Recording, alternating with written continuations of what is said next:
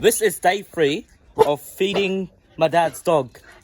So today I have right here is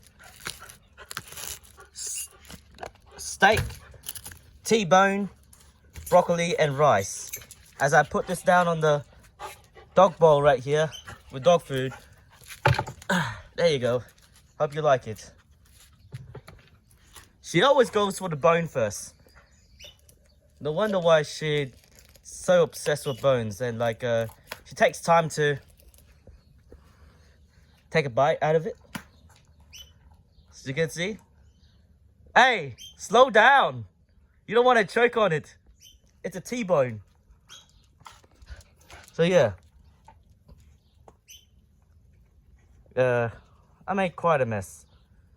Let's see if she likes the steak. Yep, she definitely does. It's non-seasoned. It's only seasoned with salt and rosemary. So yeah, that's today's day of me feeding her food.